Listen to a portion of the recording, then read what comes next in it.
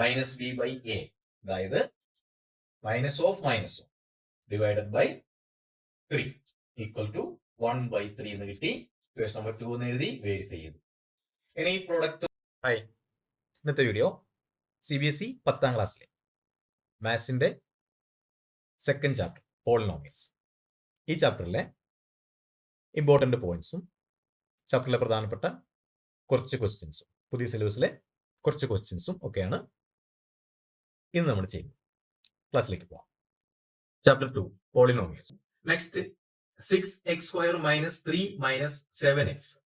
6x² minus 7x minus 3 എന്ന് എഴുതുന്നു. കാരണം മനസ്സിലായിട്ടുണ്ടാവും, ഇത് നമുക്ക് തന്നിരിക്കുന്ന ക്വസ്റ്റ്യൻ സ്റ്റാൻഡേർഡ് ഫോമിലല്ല. ax² plus bx plus c എന്ന ഫോമിൽ അല്ലായിരുന്നു ക്വസ്റ്റ്യൻ. നമ്മൾ അതിനെ റീഅറേഞ്ച് ചെയ്തിട്ട് ax² plus bx plus c എന്ന ഫോമിലേക്ക് മാറ്റി. അപ്പൊ ഇനി നമ്മൾ ചെയ്യേണ്ടത്, ഇവിടെ 3 ടേം ഉണ്ട്. അപ്പൊ നമുക്ക് ഇതിനെ ഫാക്ടറൈസ് ചെയ്യണം. ഫാക്ടറൈസ് ചെയ്യാൻ വേണ്ടിയിട്ട് സമ്മും പ്രോഡക്റ്റും വേണം. അപ്പൊ 6 3 മൈനസ് 3 6 ഉണ്ട്. അപ്പൊ 3 × 6 നമ്മൾ 18 എടുത്തു.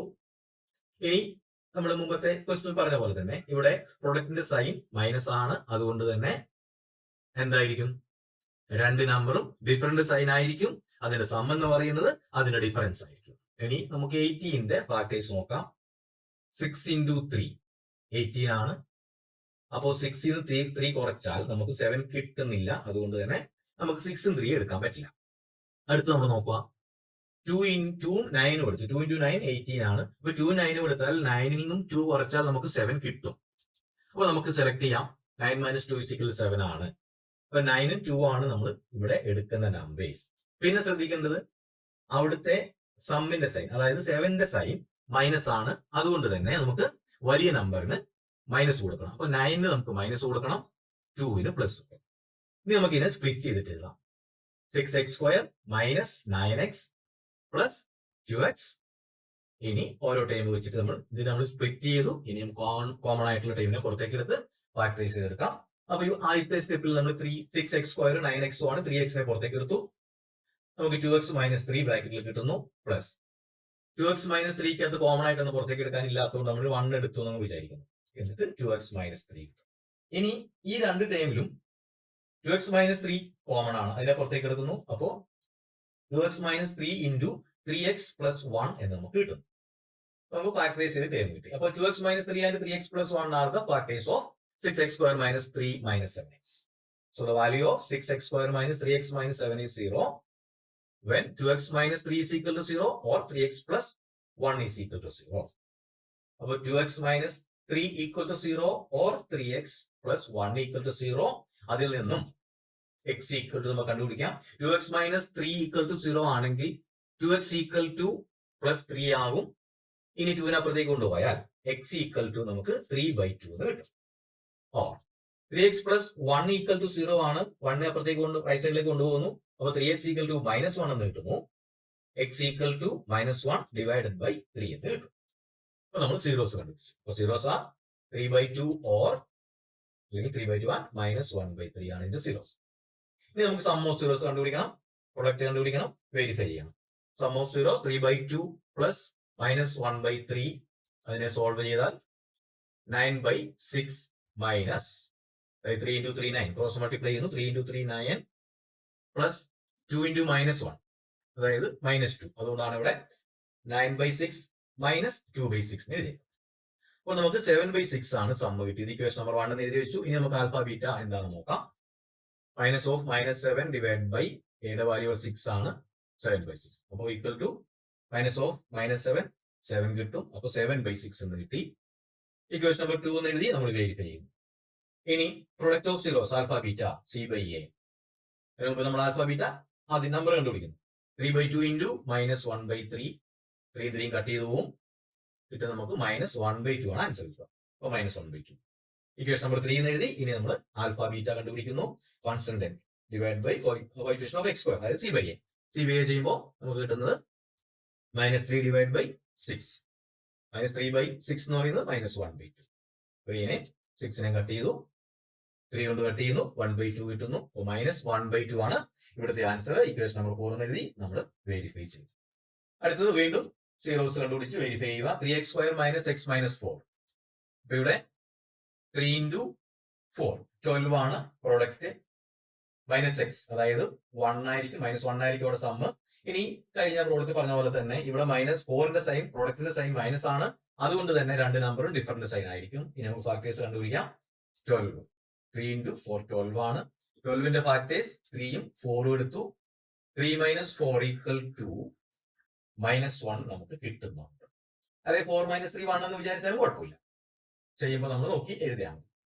അപ്പോ ഇനി ഡിഫറന്റ് സൈൻ ആണ്, അപ്പോൾ വലിയ നമ്പറിന് മൈനസ് വരണം എന്നറിയാം. അപ്പൊ 4ന് നമ്മൾ മൈനസ് കൊടുത്തു, 3ക്ക് പ്ലസ് കൊടുത്തു. ഇനി നമ്മൾ സ്പ്ലിറ്റ് ചെയ്ത് എഴുതും. 3x² - 4x + 3x, അല്ലെങ്കിൽ +3x - 4x, അങ്ങനെ എഴുതിയാലും കുഴപ്പമില്ല. അപ്പോ മിഡിൽ ടേം സ്പ്ലിറ്റ് ചെയ്ത് എഴുതി. ഇനി മുമ്പത്തെ പ്രോബ്ലങ്ങളൊക്കെ ചെയ്തു കൊടുക്കണം, അവിടെ ഒരുപാട് വിശദീകരിക്കുന്നില്ല. നേരത്തെ ക്വസ്റ്റ്യൻ കണ്ടവർക്ക് കൃത്യമായിട്ട് മനസ്സിലായിട്ടുണ്ട്. ഇനി മാത്രമല്ല ഇത് 9th പഠിച്ചതാണ്. അപ്പോ ഇവിടെ 3x കോമൺ ആയിട്ട് പുറത്തേക്ക് എടുത്തു, x+1 കിട്ടുന്നു. ഇവിടെ -4 പുറത്തേക്ക് എടുത്തു, x+1 കിട്ടുന്നു. ഇവിടെ ഒരു ഡൗട്ട് ഉണ്ടാകാൻ സാധ്യതയുണ്ട്, കാരണം ഇവിടെ നമ്മൾ പുറത്തേക്ക് എടുത്തേക്കുന്നത് -4 പുറത്തേക്ക് എടുത്തത്. അപ്പോൾ ഇവിടെ x-1 അല്ല, x+1 വരണം. ചിലർക്കെങ്കിലും ഇവിടെ സംശയം വന്നിട്ടുണ്ടാവും.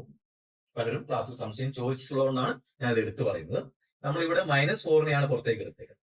x -4 വന്നാൽ പോരാ, ഈ -4 പുറത്തേക്ക് എടുക്കുമ്പോൾ ഇവിടെ കിട്ടുന്ന 1ന്റെ സൈൻ പോസിറ്റീവ് ആയിരിക്കും. ഇനി അതിന് ഡൗട്ട് എന്തെങ്കിലും വന്നിട്ടുണ്ടെങ്കിൽ ഇതിനെ നമുക്ക് തിരിച്ച് മൾട്ടിപ്ലൈ ചെയ്ത് നോക്കാം. -4 × x -4x ആണ്. അതുപോലെ -4 × +1 വന്നെങ്കിലേ ഇവിടെ -4 കിട്ടുള്ളൂ. അപ്പൊ നമ്മൾ ഔട്ട്സൈഡ് പുറത്തേക്ക് എടുത്തേക്കുന്നത് -4 ആയതുകൊണ്ട് ഇവിടുത്തെ മൈനസ് പ്ലസ് ആയിട്ട് മാറും. ആ കാര്യം ശ്രദ്ധിക്കുക. ശ്രദ്ധിക്കാതെ ഈ മൈനസ് നോക്കിയിട്ട് പെട്ടെന്ന് എഴുതി കഴിഞ്ഞാൽ ഇവിടെ x-1 എന്നാണ് കിട്ടുക. അത് തെറ്റായിരിക്കും. -4 ഈ മൈനസോട് കൂടിയാണ് നമ്മൾ പുറത്തേക്ക് എടുത്തേക്കുന്നത്. അപ്പൊ -4 ആണ് ഔട്ട്സൈഡ് കിടക്കുന്നത്. അതുകൊണ്ട് തന്നെ ഇവിടെ x+1. ഇനി x+1 ഇവിടെ കോമൺ ആണ്. ആ x+1 പുറത്തേക്ക് എടുക്കുന്നു. അപ്പോൾ x+1 × 3x - 4 എന്ന് കിട്ടി. സ്പ്ലിറ്റ് ചെയ്ത് കഴിഞ്ഞു. അപ്പൊ നമുക്ക് നമ്പർ ഓഫ് സീറോസ് കിട്ടി, ഫാക്ടേഴ്സ് കിട്ടി. x+1 = 0 or 3x - 4 = 0 ആണ് ഫാക്ടേഴ്സ്. ഇനി x+1 = 0 or 3x - 4 = 0. x+1 0 ആകുമ്പോൾ x = -1 വരും. ഇനി 3x - 4 = 0 ആണ്. അപ്പോൾ 3x = +4 ആണ്. x = 4/3 എന്ന് കിട്ടും. The zeros are -1 and 4/3. ഇനി നമുക്ക് സമ്മം product. Sum of zeros equal to -1 + 4/3. 3 × -1 -3 + 4 / 3. അപ്പോൾ സമ്മ് കിട്ടുന്നത് നമുക്ക് -3 + 4 / 3, അതായത് -1/3 ആണ് സമ്മ് കിട്ടുക. ഇക്വേഷൻ നമ്പർ 1 എന്ന് എഴുതി. ഇനി ആൽഫ ബീറ്റ കണ്ടുപിടിക്കുന്നു. -b/a, അതായത് -(-1) / 3 = 1/3 എന്ന് കിട്ടി. ഇക്വേഷൻ നമ്പർ 2 എന്ന് എഴുതി വെരിഫൈ ചെയ്തു. ഇനി പ്രൊഡക്റ്റ് ഓഫ് സീറോസ് -1 × 4/3 = -4/3 എന്ന് കിട്ടി. ഇക്വേഷൻ നമ്പർ 3 എന്ന് എഴുതി വെച്ചു. ഇനി നമ്മൾ വെരിഫൈ ചെയ്യാൻ വേണ്ടി ആൽഫ ബീറ്റ കണ്ടുപിടിക്കുന്നു. c/a constant / coefficient of x² = -4 ആണ് / അപ്പോൾ -4/3 കിട്ടി. ഇക്വേഷൻ നമ്പർ 4 എന്ന് എഴുതി വെരിഫൈ ചെയ്തു. അപ്പോൾ ഇവിടെ ആൽഫ ബീറ്റയും ആൽഫ പ്ലസ് ബീറ്റയും നമ്മൾ -b/a c/a എന്നുള്ള ആ കാര്യം വെച്ചിട്ട് നമ്മൾ വെരിഫൈ ചെയ്തു.